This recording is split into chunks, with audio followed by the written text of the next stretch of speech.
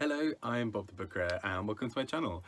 Today I wanted to do a quick run through of some of the books I read in December. It feels almost quite weird to do a monthly wrap up now at the end of the year, but it's still a month. So there we go. And also this happened to be a month where I mean, I know I read a decent amount anyhow. This happened to be a month where I just tore through books, and I think partly because a lot of these were very short, but then also I don't really know what happened. I think it felt like I had some sort of weird bug of just being right, get through absolutely every book. And I had quite a lot of advanced copies I was reading as well, and I'll do those in a separate video. But there were a lot in this, so I'm going to try and keep it quite brief, especially because a fair few of these I've spoken about elsewhere in various ways. But let's get started, sort of. So first up was The Passenger, and this is by Ulrich Alexander Boschwitz. So this was recently translated, I think Pushkin Press are the ones who did it, and who are just always pretty fun and great anyway. And this was for my local bookshop's book club. And so this is a story written by a Jewish man in Germany in the sort of basically a few years before he died. So this was, I think, it's about 1930. It's written about 1938 and kind of Kristallnacht and a few other sort of periods of time. But it was it kind of, he wrote it only a couple of years after, so he sort of died before the end of World War II. This book was sort of published basically before then as well. It's sort of just been recently retranslated and sort of published.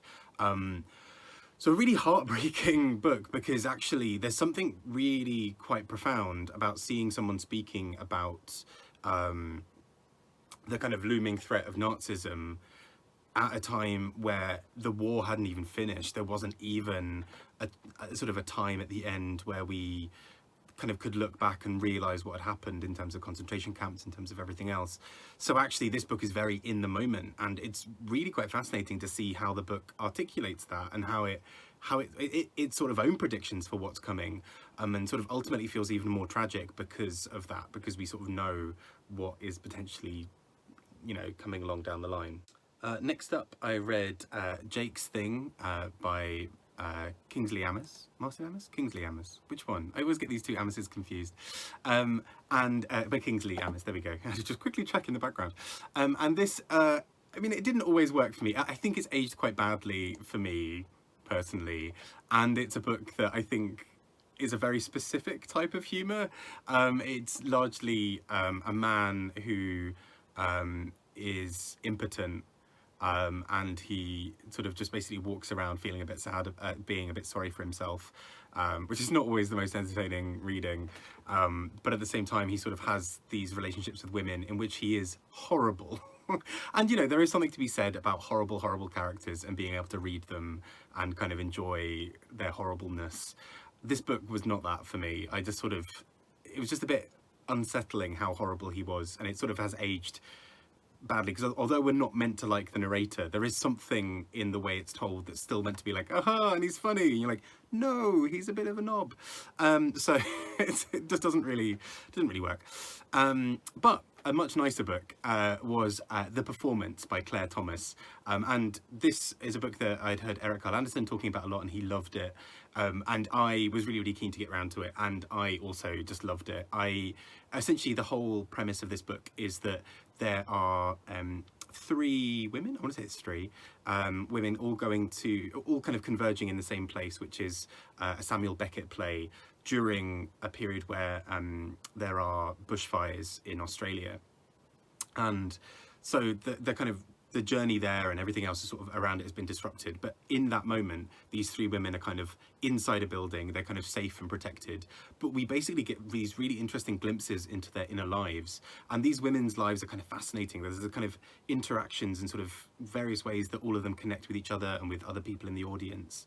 And I love the way this book approaches things. This was so almost in my top books for the year. I mean, it just kind of got nudged out because there are so many other really good books coming out, but I just thought this was stunning. There is something about the way it tells the inner lives of these characters that I just thought was really powerful and really clever, and yeah, just sort of an easy 5 stars for me, I think.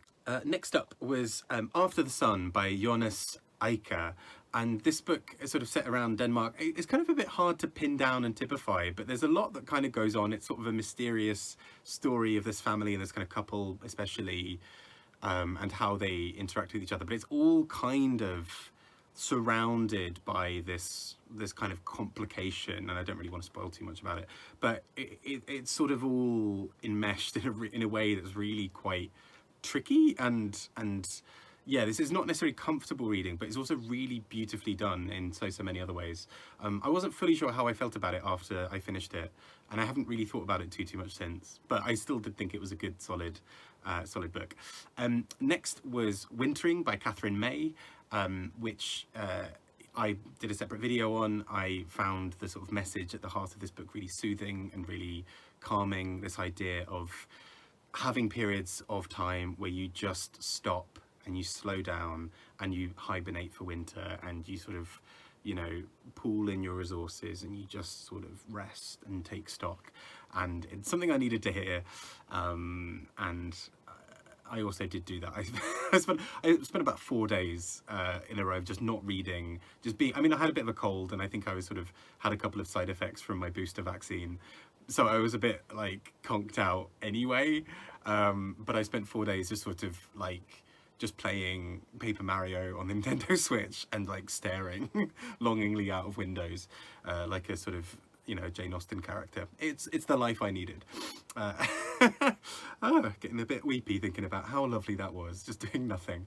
But yes, I then also read Salt Slow by Julia Armfield, and I'd heard so many things about this book for ages, which is why I put it on my sort of reserve list at the library.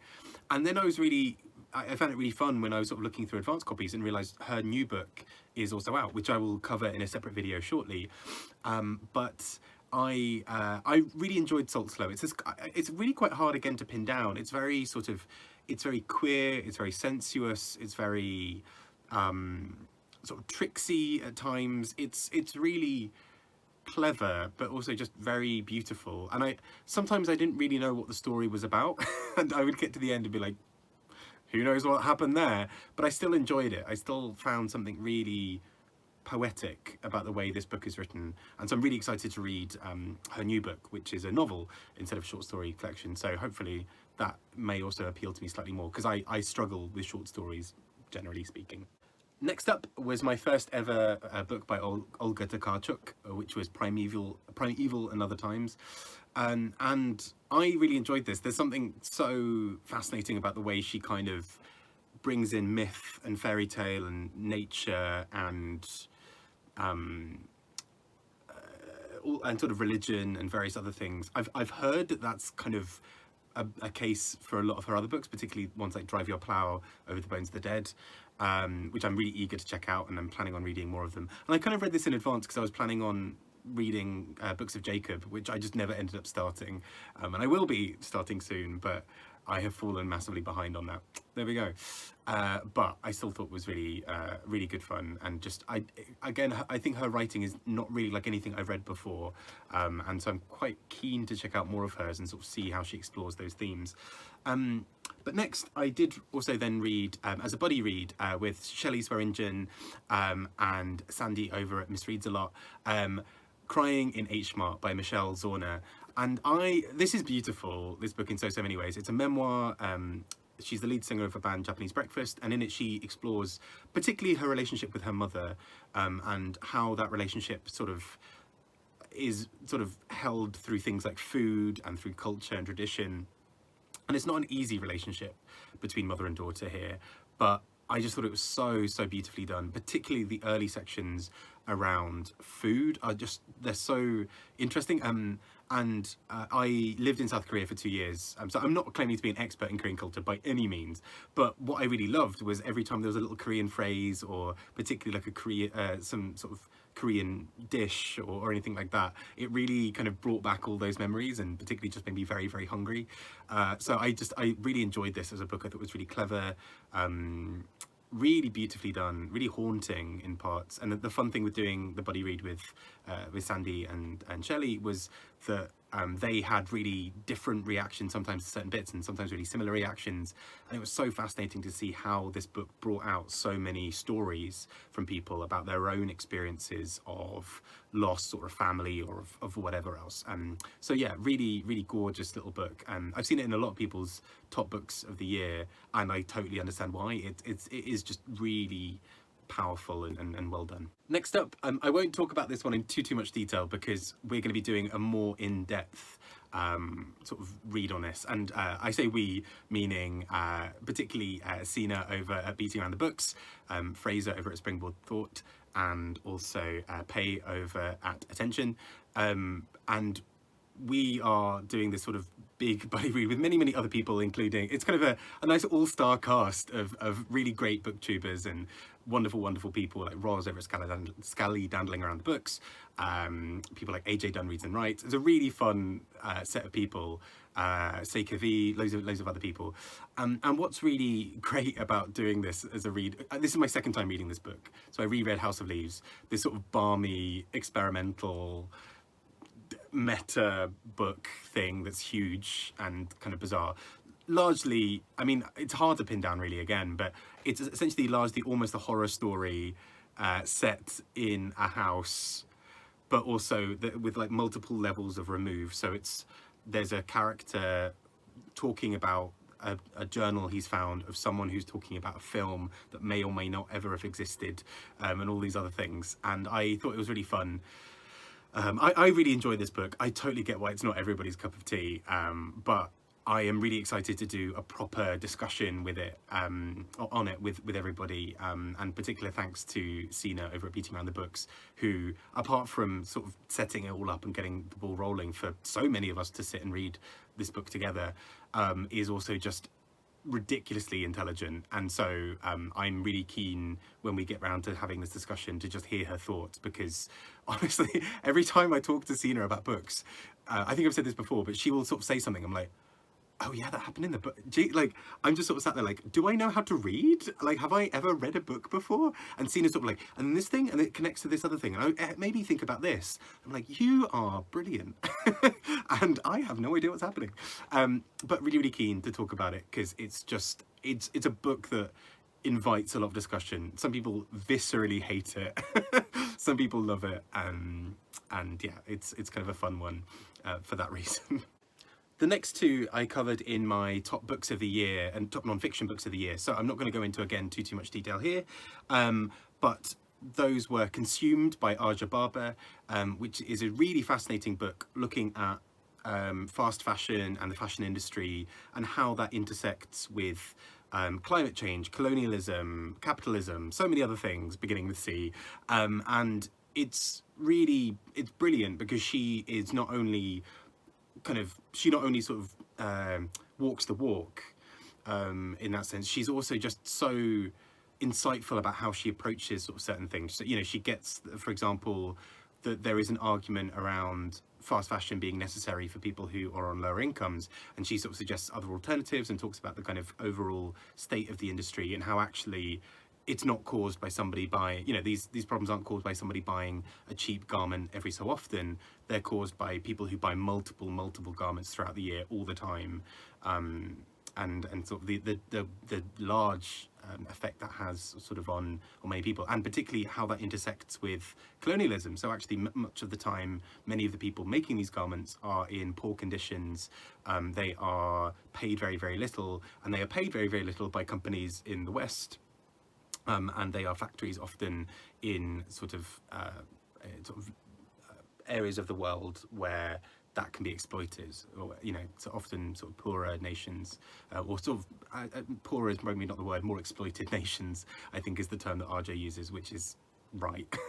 As well. And the other one that was on my non-fiction list is Everybody by Olivia Laing, and I love Olivia Laing anyway. This book is so it's so clever, it's so insightful. It basically looks at the ways that bodies interact with sort of the environment and with politics. So things like sexuality and how we view our own bodies, how we view other bodies, things like gender and how that intersects with bodies, but also things like movement. So Black Lives Matter, how that intersects with bodies being seen as, certain bodies being seen as dangerous and other bodies being seen as less dangerous, and some bodies being seen as being worth more. And so I think this is a really clever collection again that really does some fascinating stuff. Just some brilliant essays really, and Olivia Laing is just great. She's just great. A couple of other non-fiction books that I read recently include Tomorrow Sex Will Be Good Again by Katharine Angel, what am I saying? By Katharine Angel, and you know, let's hope that it is. This is a really fascinating thing. It's about 100 pages. It's an essay collection that just looks again at things around sex and consent and various other topics, particularly where consent intersects with things like the law and sort of expectations of women's bodies versus men. So again, it was actually really interesting reading this alongside Everybody by Olivia Laing. The two books have quite a lot to say to each other, really, if they talk to each other like that. And another non-fiction book that I really enjoyed was The Secret to Superhuman Strength by Alison Bechdel. I adore Bechdel. Fun Home for me is still one of the best things ever written. It's a sort of graphic novel, but in this she is talking about exercise and her relationship and with her body and with fitness, which was great as I was sat here like at home, barely leaving the house.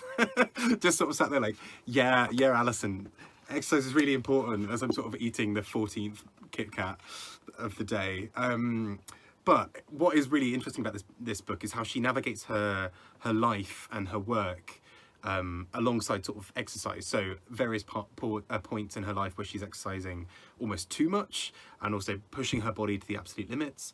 Times where she sort of stepped back and her body hasn't really been able to deal with things. And so it's a really beautiful and tender thing. And, you know, even though I know that people have sort of said, you know, Fun Home, you know, a lot of her other books haven't really matched up to Fun Home. But, you know, Are You My Mother and this, I still gave 5 stars to, because Fun Home is basically 6 out of 5 for me. It's so good that, you know, even a bad Bechdel book is pretty good, and I can't really complain at all about that. Okay, we're getting there. Slowly getting through this list. The next are 2 books by Cypher Press, who are really fun. They publish a lot of queer books and really kind of exciting new voices. So the first I read was 100 Boyfriends by Brontes Purnell. So this is talking about, as the kind of name suggests, a sort of man's history of his life through sort of sex and sexuality, and particularly sort of through various men he meets at certain times. It didn't always work for me as a book, I have to admit, but I mean, overall, I really enjoyed this still. I think he speaks about sex and longing and desire in a really free and almost kind of radical way. You know, he's sort of so happy with how things are. He's so chilled and casual about a lot of the sex he talks about, but it comes up in really interesting ways nonetheless. And yeah, I really enjoyed this. And the other book I read, I kind of want to do a separate video on this. I still have to get my thoughts together on this, was Tell Me I'm Worthless by Alison Rumfitt. And this was like this close to being in my top books of the year. The only reason it didn't was just because I still couldn't quite put my finger on how I felt about it. This book is like, so Detransition Baby, right, is messy and a wild ride, and it is like dark and hilarious and silly and everything. This is like that book on steroids. And so like this is incredibly messy and dark and twisted. It's sort of largely around this couple, or sort of ex-couple, that involve a trans woman and a cisgendered woman, and they sort of navigate parts of their relationship. They talk about their history together, but it also sort of has this haunted house. So again, reading this alongside House of Leaves was kind of bizarre, but this is kind of like nothing I've ever read. It's so out there. It is brutal. If you've ever read Boy Parts by Eliza Clark, which I adored, this is kind of that level of brutality, of just sort of, it's so out there that like you kind of need to catch your breath quite a few times as you're reading it. But I loved it, and I just think it's just mind-blowing, and really interesting as well to see a trans writer, like with Tori Peters with Detransition Baby, writing trans characters in a way that is broad and complex and messy, and I love that kind of representation. I think it's wonderful to see not just the sort of very polished bit of queer representation all the time. So yeah, really highly recommend this book, even though I still don't really know what I just read. It also references Angela Carter, which is like, you know, plus points for me, because I adore Angela Carter so much. Next up, I listened to a couple of memoirs by two people who I just sort of generally love as kind of characters and people in their own right. The first being Alan Cumming with his memoir Baggage. And he is just so sort of wonderfully open about his life and about his struggles, particularly his struggles with addiction at various points, and his difficulty with relationships. And this is sort of something that comes up quite early into the book and is sort of quite substantial. And he just speaks so candidly about these really complicated emotions within his sort of his life, and I think it's just so brilliantly done. I also read the memoir of Miriam Margolyes called This Much Is True. I highly recommend the audiobook if you can, just because who doesn't love hearing Miriam Margolyes talk? She is just absurd. But what is beautiful is this book, you know, balances some sort of smutty, hilarious, silly moments with some really beautiful and powerful bits, particularly about her identity as a Jewish woman and particularly as a lesbian. And she really goes into what that looks like, not only in Britain but also where she's faced various challenges and where she's faced sort of discrimination because of it. And you know, she talks a bit about Israel and her kind of complicated relationship with that state and with various other things. It's a really broad book that covers a lot of stuff, and I mean Margolyes is just so fun. She's great. I also read the memoir of Bimini Bon Boulash, who you may know from Drag Race UK season 2. They are just such a fun queen. I absolutely adore them. I will say this book does feel like it's written for a slightly younger audience, so I didn't necessarily like it's a good book, it's fine, but it is definitely written, I think, for a slightly younger audience, and sort of like, here are my favorite looks, you know, love yourself. You know, it's a little bit, occasionally a little bit cliched maybe is the word, but also you can't understate the value that this probably would have for a young queer kid, particularly a young kid who might be non-binary like Bimini, and all those other things. So I think this is just so great for that. Didn't necessarily work for me, but also it was a nice, comfortable, easy read. So if you want to know a little bit more about Bimini's life, then go for it. I mean, Bimini, forever in our hearts. Gotta love them. I also read a few books that are on a prize list. This is starting already, starting early. There's a prize for disabled writing, or writing by disabled writers, and about disability, called the Barbellion. I hope I'm pronouncing that right, but the Barbellion Prize. And I read a couple of books that were on that one. So the first is Ultimatum Orangutan by Khairani Barokka, which is a set of poems that sort of explores colonialism and race and sort of capitalism with disability and various other things. Didn't always work for me as a collection, but there were some really beautiful, powerful moments in this that really did. So I do really urge you to check it out.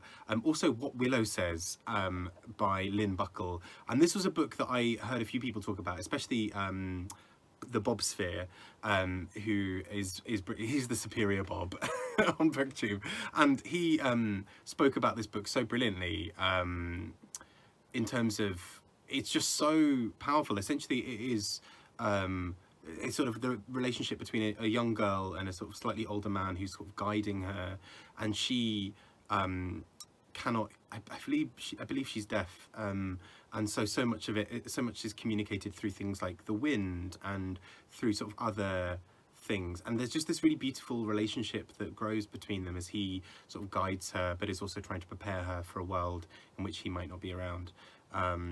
And I thought it was really well done.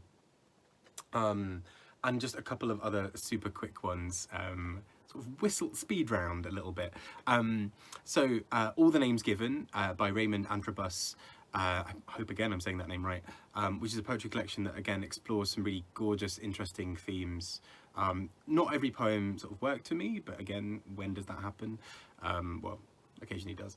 But it sort of does quite a lot of looking at race and sort of family relations and this kind of idea of ancestry in a really gorgeous, gorgeous way at times. I also read, and I'll sort of look at this list trying to work out which ones I've not spoken about because I've darted all around this list in a way that is not helpful. I also read A Lover's Discourse by Xiao Lu Guo, and this is sort of a bit of a meditation on language and on art and ideas of replication, ideas around relationships. And it explores it from this kind of outsider perspective with this character who is Chinese, who has moved to the UK, but also sort of spent some time in Germany, and her sort of watching the world from the outside and kind of having this external perspective on things like art and culture and the way that these things are spoken about. Really, like the beginning part of this book, I was just like, this is incredible. Didn't necessarily fully sustain that interest for me, but still a very, very solid 4 stars. And it's really clever in the way it talks about language and so many other things. And yeah, I enjoyed it. A couple of other quick ones. Sorry, this is going on forever. Dalvi, which is a book about a woman who, by Laura Galloway, who spends, this is sort of a memoir of her time living in the Arctic among the Sami people, who are sort of a sort of herder and sort of nomadic, sort of somewhat nomadic people living in the Arctic Circle, who it's sort of the area sort of around sort of Sweden, Norway, and sort of into bits of Russia, like right up there, that part of the Arctic Circle. And it's a people who are, you know, have these sort of long traditions, and she is sort of this woman going in and originally sort of in a relationship with somebody who lives there, but sort of finding a sense of peace and sort of finding her own identity as somebody living in amongst the Arctic tundra. And yeah, really interesting for that. Next up, I read Intimacies by Kitamura, sorry, and this is a book that explores a lot around language and legality, and sort of meaning. So essentially the main character is a translator at a sort of in a law court, and particularly in The Hague, so, you know, Court of Human Rights. And so it kind of explores a bit about the morality and sort of ethics around that as well, of sort of representing somebody and sort of translating for somebody who might have done horrible things. And yeah, just the language of this was really interesting. I really liked the relationships between characters and thought it was really kind of quite fun and clever. But I don't really feel like I remember a great deal about it afterwards. Although maybe that's also because I listened to it as an audiobook, and that sometimes changes things on some of those. But I've seen a lot of people absolutely love this book as one of their final, you know, one of the best of the year for them. And I get it. I totally get it. It didn't fully connect for me, but still a good solid 4 stars, and really enjoyed it. And then I've just lost this book. I don't know where I put it. Apologies for that. Next up, I read, you can't really see it that clearly from here, but Uschi Gatward's English Magic, and this is a collection of short stories. I've got this lovely little fun sort of black cover version from Galloway Press, who are just wonderful. They published Lucy Ellman, so, you know, always worth loving. And this is a really interesting short story that kind of explores English myth and fairy tales and sort of stories, but in really quite pedestrian settings. So often just characters just sort of walking around East London, sort of doing things. But there are kind of a few Asian characters who sort of link in, like South Asian characters who sort of link into the story in quite interesting ways because of them sort of being held up for things like terrorism or, you know, sort of misunderstandings and other sort of things. And so again, it's sort of like an outsider perspective on some of those bits, but also from somebody who grew up in East London, so a kind of insider-outsider character, who I thought was really interesting for that as well. And then finally, we come to 2 books that I mentioned on my Best Books of the Year video. And these are very kind of good latecomers, and so they had to kind of make it onto that list, I thought. The first of these being Claire Keegan's Small Things Like These, which is just a stunning book, only about 100 pages, looking at this sort of area and sort of history within Ireland of sort of Magdalen laundries, which sort of, you know, this whole kind of period where women were expected to not were not allowed to have abortions, and so there was a real expectation that if you did keep your baby but couldn't afford it, you would pass it on to this house for nuns and you would work to pay them back. But it led to quite a lot of abuses, and it's sort of a really dark part of Ireland's history. And so this book explores it in kind of really unflinching detail, but is also very wonderfully distant. There's a lot that's unsaid in this book. And so it's sort of misleading, because you read this, it's 100 pages, it feels like it's over very quickly, but there's so much that lingers in this book that I just thought was really, really clever. And last but definitely not least, a dress book by Neil Bartlett, which is a set of sort of, they're stories, but they're not explicitly kind of set as short stories, if that makes sense. It's kind of little vignettes looking at different people in different areas, all about their kind of addresses around London. And it basically charts the sort of history of queer rights in many ways in the UK and in London. And we sort of see various different angles of queer life. So a family kind of sort of looking out of their window and seeing a queer couple moving in and kind of working out what that means. Somebody going to their first same-sex marriage ceremony. A queer person losing loved ones during the AIDS epidemic. So many sort of parts of the spectrum, and the writing in this is gorgeous. All of them are told with a really specific narrative that feels like an individual character's voice, which is a really great achievement. And something I only realized recently, so this looks like a nice little kaleidoscope thing, right? And then if you get like super close, you realize it's all like men. It's all like a picture of like a nude sort of man kind of hunched over. Anyway, those have been all the books I read in December 2021, not including a couple of advanced copies, which I'll be talking about in a separate video. So it's been a very fruitful reading month, and I'm kind of confused at how that all happened, particularly as most of it was happening while I was still working. So I don't know what was in the water in London at that time for me, but there we go. But it's been a wonderful reading month. I'm really looking forward to the new year and a lot of the new books that are going to be coming out, and I'll do some separate videos on those as well. I hope you've had a great reading month as well.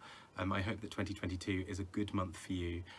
All my very best, and Happy New Year. Take care. Speak to you all soon. Bye bye.